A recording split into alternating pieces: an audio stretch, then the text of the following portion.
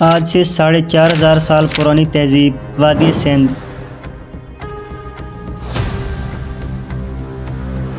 وہاں کے لوگوں نے کس قدر ترقی یافتہ شہر کو آباد کیا تھا کہ جس کی مثال آج کے کسی ایڈوانس سٹی سے کم نہیں۔ ہندوستان کے شمال مغرب میں آباد اس قوم کی طرف کس نبی کو مبعوث کیا گیا تھا، اور جب ان لوگوں نے اس نبی کو شہید کیا تو ان کا کیا انجام ہوا۔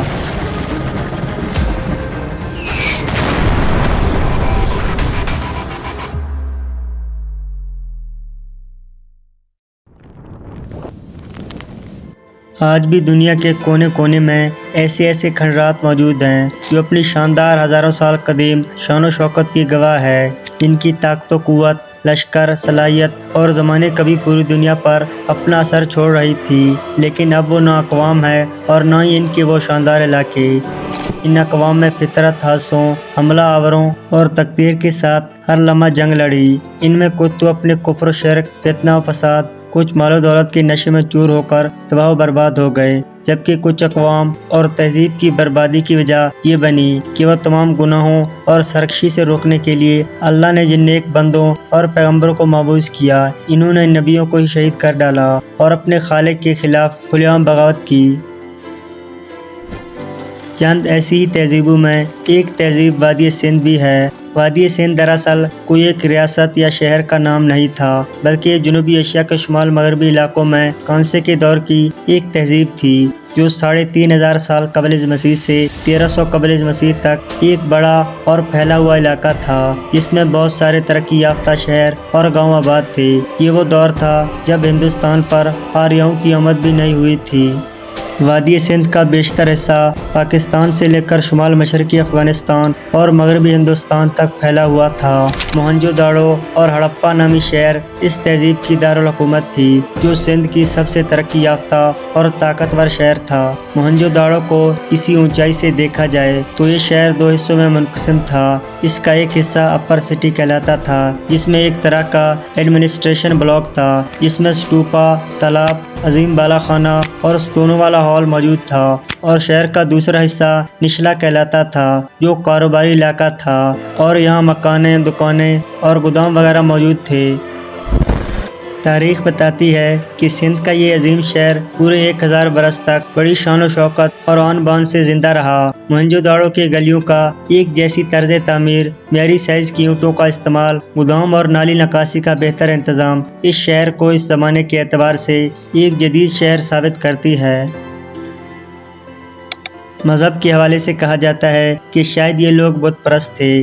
یہاں سے کھدائی کے دوران ایسے بت ملے ہیں جن پہ عورتیں بنی ہوئی تھی، جس سے معلوم ہوتا ہے کہ موہنجو داڑو کے لوگ زمین دیوتا کی پوجا کیا کرتے تھے۔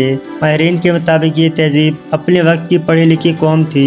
موہنجو داڑو میں ملنے والی مہروں پر جانوروں کے اشکال کے علاوہ نامعلوم زبان میں چند چیزیں بھی لکھی ہیں، جس کو آج تک کوئی بھی نہیں پڑھ سکا، اور خیال کیا جاتا ہے کہ شاید ان جملوں کو آئندہ بھی کوئی نہیں پڑھ سکے گا۔ جہاں قرآن مجید میں ایک طرف عاد و سمود، بنی اسرائیل، اہل روم اور اہل فارس جیسے بڑے اقوام کا ذکر ہے، تو وہیں ممکن ہو کہ وادی سندھ کی اس بے مثال اور عظیم قوم کا بھی ذکر قرآن مجید میں موجود ہو، جو دنیا کے قدیم ترین تہذیب میں سیر فہرست ہے۔ لہذا قرآن مجید میں ارشاد باری تعالیٰ ہے، اس سے پہلے نوح کی قوم اور اصحاب الرس اور سمود جھٹلا چکے ہیں، اور عاد اور فرعون اور لوط کے برادران اور ایکا والوں اور تبا کی قوم نے بھی انکار کیا تھا۔ سب پیغمبروں کو جھٹلایا، بس میرا وعدہ عذاب ان پر صادق آ گیا۔ ان آیات سے معلوم ہوتا ہے کہ ان گزشتہ قوموں کو ہلاک کر دیا گیا تھا۔ ان میں سے ایک قوم اصحاب رس یعنی کنویں والے تھے۔ لہذا مورخین اور مفسرین کا خیال ہے کہ اصحاب الرس کا تعلق عیسیٰ علیہ السلام سے بھی پہلے کے زمانے کا ہے۔ یہ ایک خوشحال قوم تھی جسے اللہ نے بے شمار نعمتیں عطا کی تھی۔ ان کے علاقوں میں ایک بہت بڑا کنواں تھا جس سے وہ پانی پیتے اور کھیتوں میں آب پاشی کیا کرتے تھے۔ اس کنویں سے پورا شہر پانی پیتا اور اپنے مویشیوں کو بھی پلاتے۔ یہ کنواں ان کے لیے بہت ہی بابرکت تھا۔ اس کنویں کے علاوہ اس علاقے میں اور کوئی تالاب یا چشمہ وغیرہ موجود نہیں تھا۔ इनका एक बादशाह था जो निहायत ही अदल व इंसाफ करने वाला और नेक इंसान था। कहते हैं कि जब इस बादशाह की मौत हुई तो कौम के लोगों ने इसकी लाश पर एक रोगन मल दिया था कि वो गलने और सड़ने से महफूज रहे। लिहाजा बादशाह के मरने के बाद कौम के लोग बहुत रोए और बहुत गमगीन हो गए और शहर का निज़ाम दरम बरम हो गया। लिहाजा शैतान को एक अच्छा मौका मिला और वो बादशाह के जिस्म में दाखिल हो गया।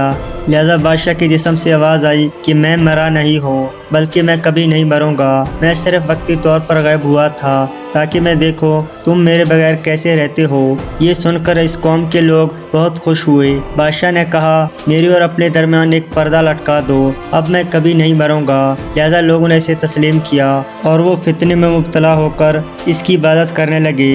लिहाजा अल्लाह ने अस्हाबुर रस की तरफ एक नबी मबूस फरमाया जिनका नाम हज़रत हंज़ला बिन सूफ़ान अलैहिस्सलाम था।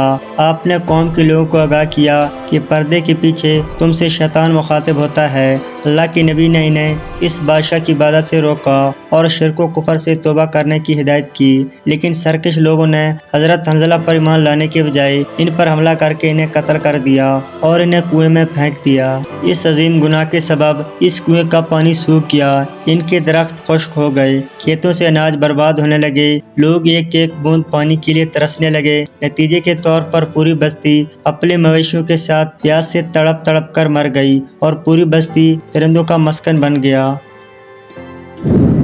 उलमा व मुफस्सिरीन आज तक इस नतीजे तक नहीं पहुँचे कि अस्हाबुर रस की कौम ज़मीन के किस खित्ते में आबाद थे और इनका ज़माना कौन सा ज़माना था।